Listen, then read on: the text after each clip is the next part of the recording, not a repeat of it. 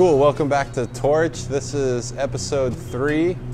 I am Hoobs Glass. We are back in my studio in Huntington Beach, Classic 33.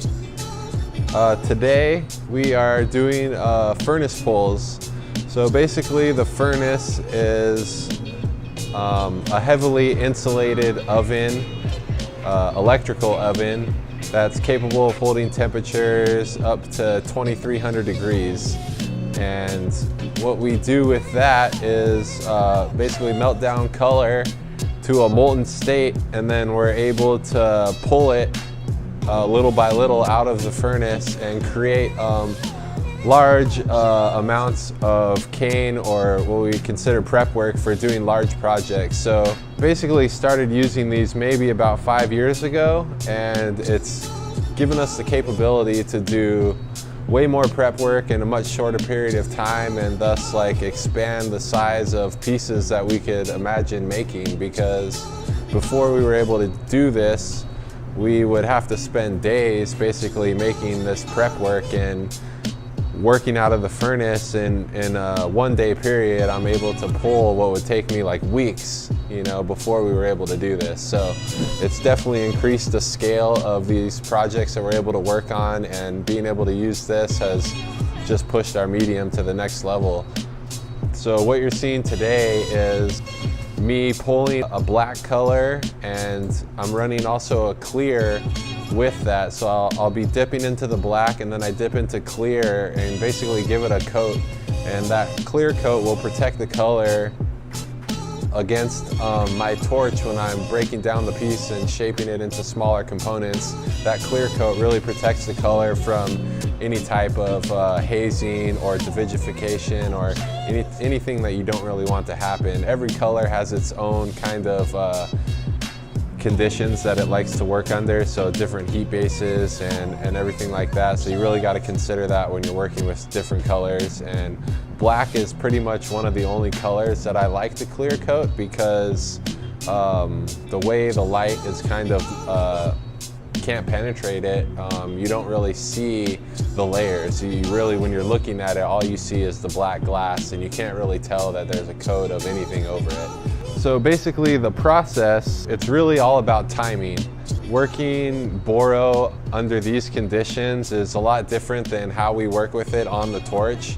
You're dealing with such a large mass that you think you'd have more time to work with it, but really the seconds really matter. So there could be a 2-second difference in me pulling it out of the furnace and going back in that will affect it so much that I'll either come out of the furnace with something so stiff I'll never be able to stretch it out, or something that's so liquidy hot that it just kind of drips onto the floor and I can't control it. So learning this timing really takes a lot of practice, and that's been one of the hardest things about this whole process, is the timing, because every color is different. So basically the steps I go through in this process start out by me just prepping a handle that's at least usually about 3 feet long, because I got to stay away from the heat. Even though the furnace has a tiny little hole on top of it, that 2,300 degrees really radiates the closer you get to it. So I usually have a handle that's about 3 feet long. I'll start by dipping that once vertically into the pot, usually about 4 or 5 inches at the most. Pull that out, and I'll have a nice ball, maybe about the size of a baseball, and I gotta sit there and control it while it sets up and starts to stiffen. And then that's really where the timing comes in, is figuring out where you're gonna go in with that second dip so that you don't wait too long or go in too fast. So when you think you're right at the perfect moment, we go in for a second dip and we pull it out, and we'll usually be at about a softball size at that point, getting to a couple pounds of weight, which doesn't seem that heavy, but when you think about it as a couple pounds of weight on the end of this 3-foot pole that you're trying to spin with your fingertips, it's really a lot of weight when you're trying to control that weight.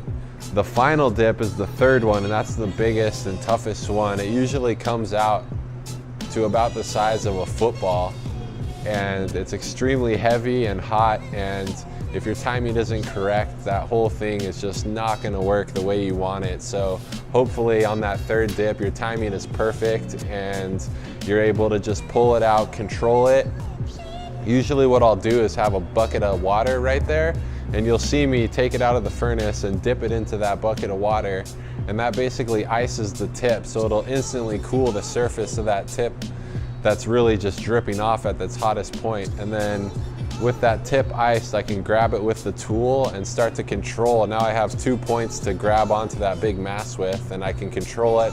I can flip it back up and flip it back around and just kind of play with that glass and let it just center itself and wait for the perfect time to just hold it up vertically. And then we go for the big pull, and we'll usually end up with about an 8 to 10 foot pole that weighs between 3 and 5 pounds, which is a huge amount of glass prep. I mean, doing that by hand with the older methods would have took days to just complete that one pull that we just did in a matter of minutes. So it's really an amazing process, and having these tools, there's continuing to be new tools like this that are advancing this medium, and you know, we're still very young and we're still learning and expanding, so every day we have new things to advance us, which is really awesome.